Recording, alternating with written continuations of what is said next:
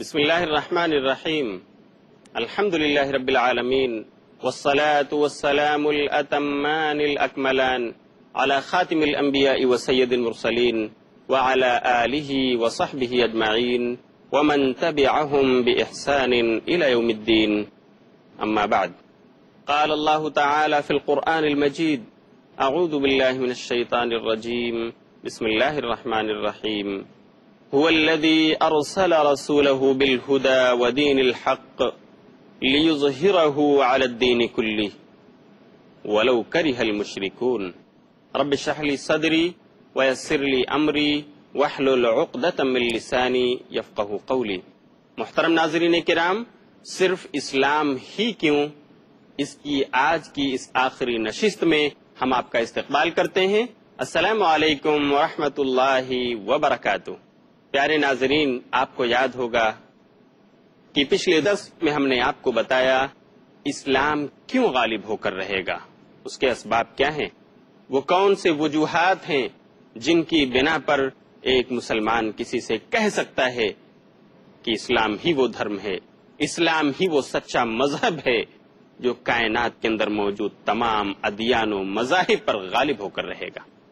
اس لیے کہ اللہ رب العالمین کی دی ہوئی خبر ہے، اس لیے غالب ہو کر رہے گا کہ نبی صادق المصدوق صلی اللہ علیہ وسلم نے اس کی خبر دی ہے، اس لیے غالب ہوگا کہ اسلام دین حق ہے جس کے حقانیت کی تصدیق غیروں نے کی ہے۔ بہت سارے واقعات ہیں جن میں سے کچھ واقعات میں پچھلے درس میں آپ کو سنا چکا ہوں۔ اسلام اس لیے غالب ہو کر رہے گا کہ اسلام دین فطرت ہے، اسلام نے انسان کے فطری تقاضوں کو پوری رعایت دی ہے اور ان کو انجام دینے کے سیدھے سادھے راستے بتلائے ہیں کہ انسان برائیوں سے بھی بچ جائے اور اس کی فطری خواہشات کی تکمیل بھی ہو جائے۔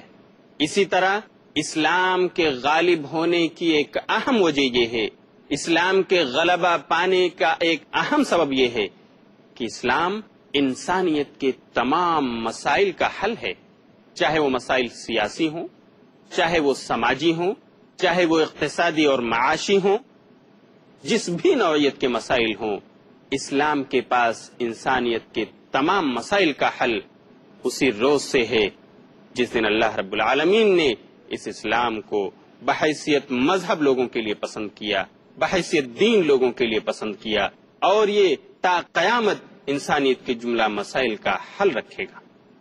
یہ میری بات نہیں، یہ اللہ کی بات ہے، یہ رسول کی بات ہے کہ انسان اسلام کی آغوش میں آ کر اپنے تمام مسائل کو حل کر سکتا ہے، چاہے وہ مسائل سیاسی ہوں، چاہے وہ سماجی ہوں، چاہے وہ اقتصادی ہوں، چاہے وہ معاشی ہوں، چاہے وہ تعلیمی ہوں، جس ناحیے کے بھی مسائل ہوں، اگر اسلام کی آغوش میں، اسلام کی گود میں انسان نے آ کر پناہ لیا ہے تو اس کے سارے مسائل حل ہوتے جائیں گے۔ آئیے میں کچھ مثالیں دے کر آپ کو سمجھاتا ہوں کہ اسلام نے کس انداز میں مسائل کا حل پیش کیا ہے۔ کچھ سماجی مسائل کا تذکرہ میں آپ سے کروں۔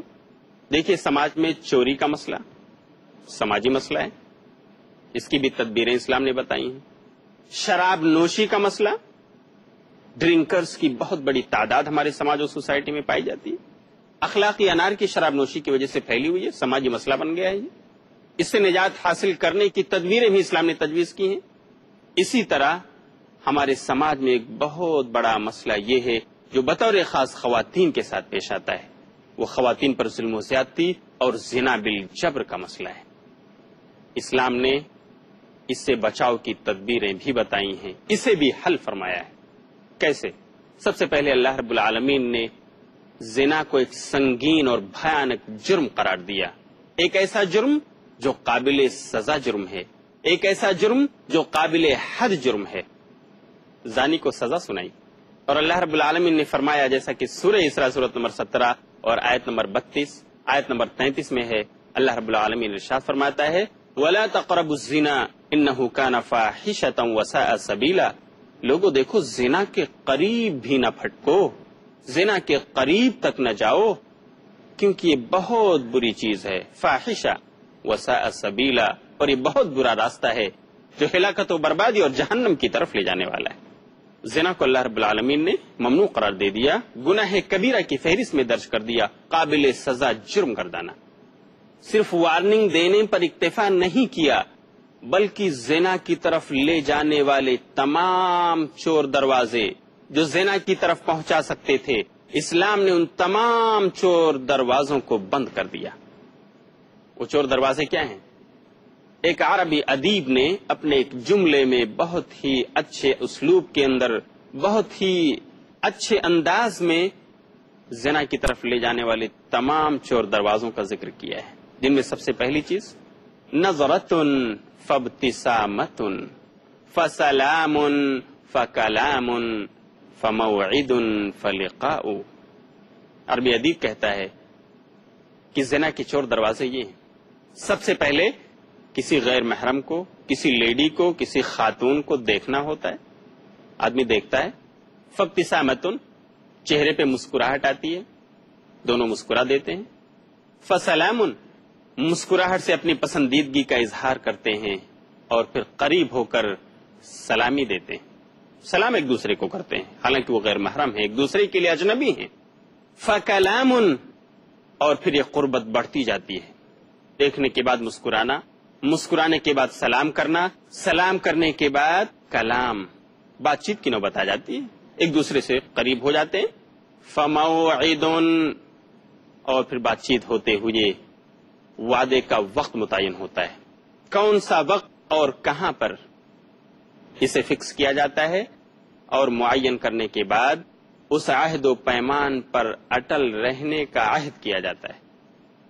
فلقاء اور پھر آخری مرحلہ یہ ہوتا ہے کہ مقررہ وقت پر وعدے کے مطابق ملنا ہوتا ہے، زنا ہو چکا۔ یہ ہے تمام زنا کے چور دروازے، جن میں سب سے پہلی چیز ہے کسی غیر محرم کو دیکھنا۔ دیکھیے اسلام نے کس قدر اس چور دروازے کو بند کر دیا ہے۔ قرآن کریم نے سب سے پہلے مومنوں کو ہدایت فرمائی کہ دیکھو تم اپنی نظریں نیچی رکھو، اپنے شرمگاہوں کی حفاظت کرو، کسی خاتون کی طرف جو اجنبی ہے، جو غیر محرم ہے، نظر ہی مت اٹھاؤ۔ اللہ رب العالمین نے اس کا ذکر سورہ نور سورۃ نمبر 24 اور آیت نمبر 30 میں کیا ہے۔ اللہ فرماتا ہے قل للمؤمنین یغضوا من ابصارهم ویحفظوا فروجهم ذلک ازکی لهم۔ اے نبی مومنوں سے کہہ دیجئے، صحابہ کرام کو حکم دے دیجئے، اپنے اوپر ایمان لانے والوں کو یہ خبر سنا دیجئے، یغضوا من ابصارهم کہ وہ اپنے نگاہوں کی حفاظت کریں، ویحفظوا فروجهم اور اپنے شرمگاہوں کی بھی حفاظت فرمائیں، ذالک ازکی لہم یہ ان کے لیے پاکیزگی اور طہارت کا سبب ہے، تزکیہ نفس کا سبب ہے۔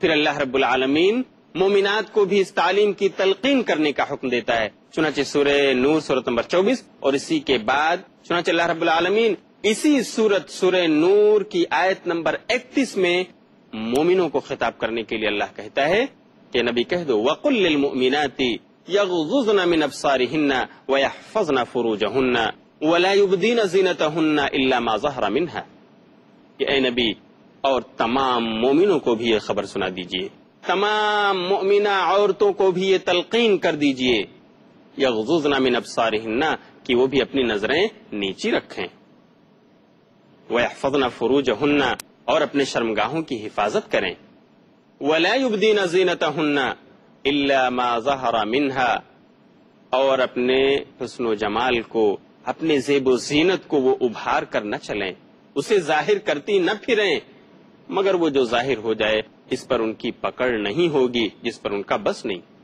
یہ ہے اسلام جس نے زنا تک لے جانے والے سب سے بڑے چور دروازے کو بند کر دیا، اور کہا مومنو تم اپنی نظریں نیچی رکھو، مت دیکھو اجنبیات کو، غیر محرم عورتوں کو۔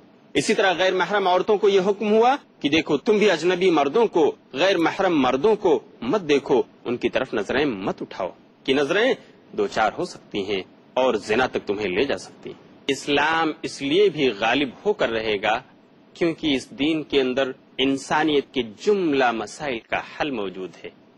اور میں نے ایک سماجی مسئلہ آپ کے سامنے ذکر کیا جو عورتوں کے ساتھ خاص ہے، ان کے ساتھ زنا بالجبر کے واقعات آئے دن سننے میں آتے ہیں، اخبارات میں پڑھے جاتے ہیں۔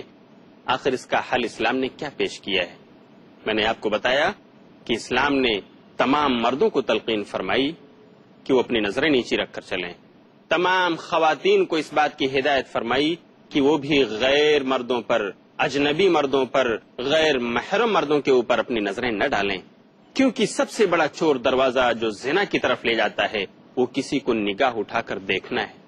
جیسا کہ میں نے آپ کو ابھی سنایا اس ادیب کا قول جس نے بتایا کہ سب سے پہلے دیکھنا ہوتا ہے، پھر مسکرانا ہوتا ہے، اور پھر سلام و کلام ہوتا ہے، اس کے بعد وعدے اور عہد و پیمان لیے جاتے ہیں، اور پھر وقت مقررہ پر ملاقات ہوتی ہے. یہ ہیں زنا کے چور دروازے. اور قرآن نے کہا ہے وَلَا تَقْرَبُوا الزِّنَا، زنا کے قریب تک مت پھٹکو، یعنی وہ تمام چور دروازے جو وہاں تک لے جا سکتے ہیں، جو وہاں تک تمہیں پہنچا سکتے ہیں، ان دروازوں ہی کو بند کر دو. چنانچہ قرآن کریم نے سب سے پہلے مومن مردوں کو خطاب کیا، اپنی نظریں نیچی رکھو. پھر مومنہ عورتوں کو خطاب کیا، تمہیں بھی اپنی نظریں نیچی رکھنا چاہیے، اپنے زیب و زینت کو ابھار کر نہیں چلنا چاہیے. ہاں البتہ اگر کچھ اس میں سے ظاہر ہو جائے تو اس پر تمہاری گرفت نہیں. اور اللہ رب العالمین نے وہ چور دروازہ اس قدر بند کر دیا زنا سے بچانے کے لیے. انسانوں کو زنا بالجبر کے واقعات میں ملوث ہونے سے بچانے کے لیے اسلام نے ایک اسٹیٹمنٹ یہ جاری کیا کہ خواتین پردہ کریں، اپنے آپ کو حجاب میں رکھیں، پردے میں ملبوس رکھیں اپنے آپ کو.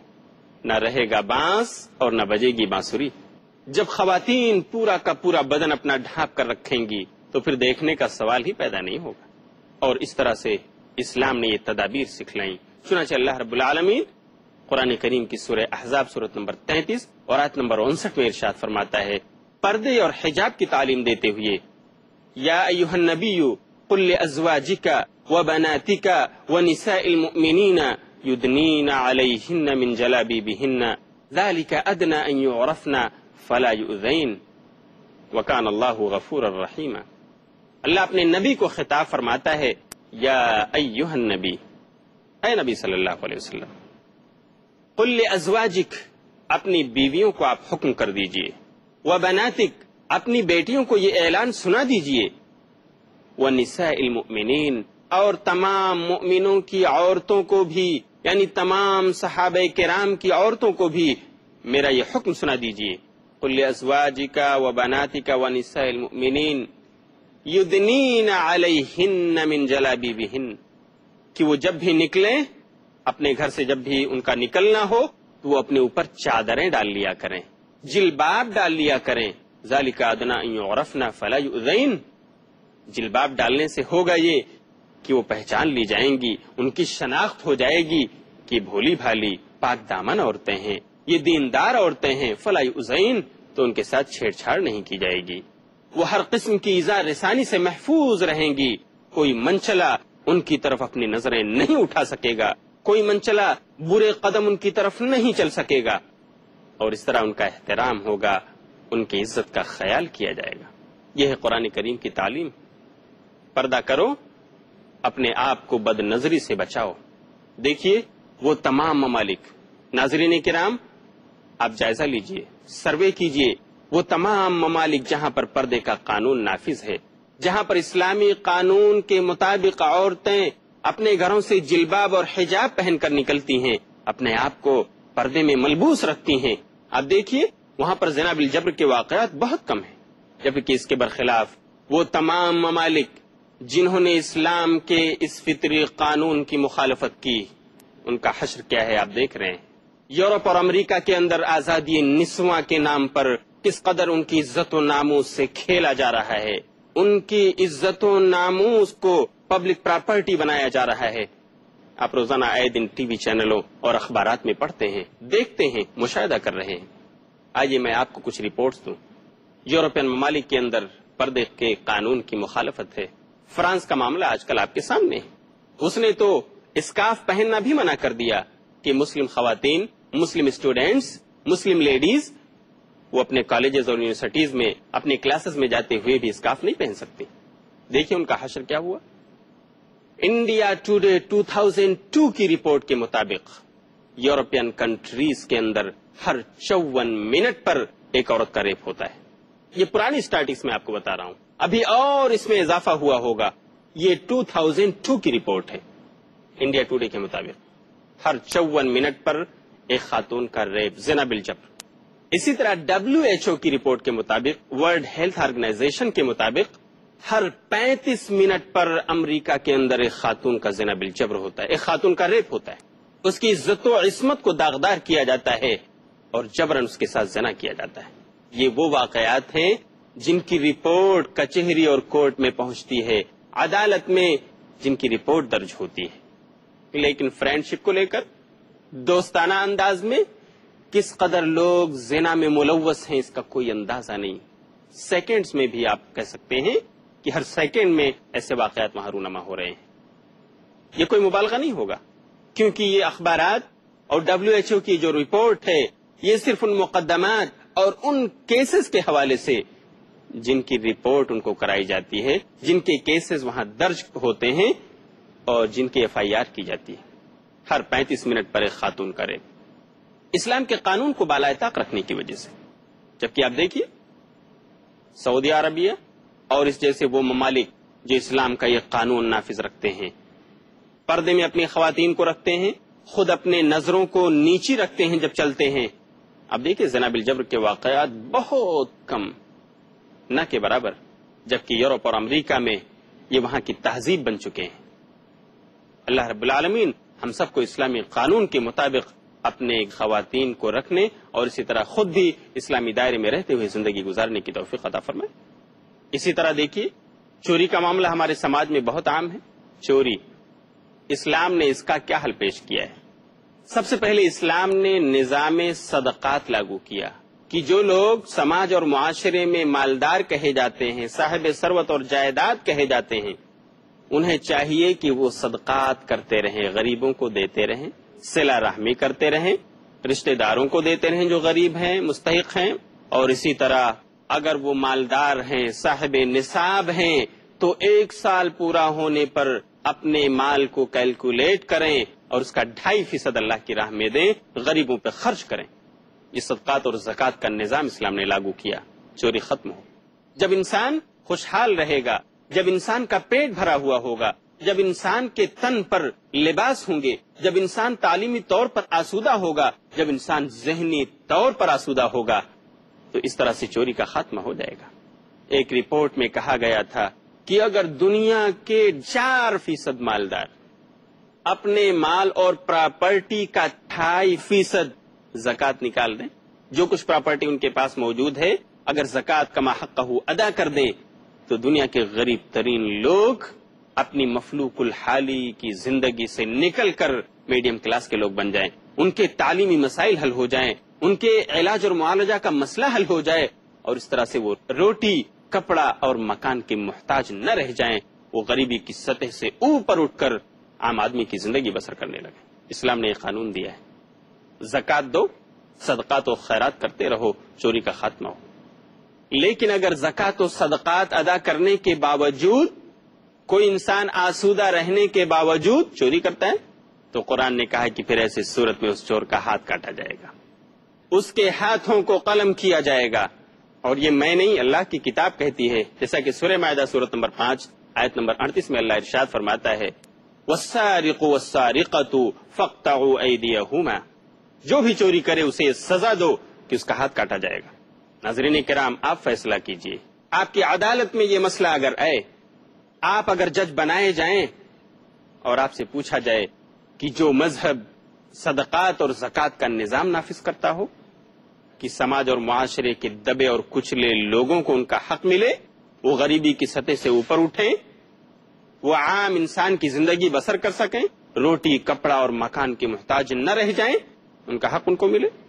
اسی طرح اگر وہ آسودہ ہونے کے باوجود چوری کرتے ہیں تو ان کا ہاتھ کاٹا جائے، تو آپ فیصلہ کیجئے۔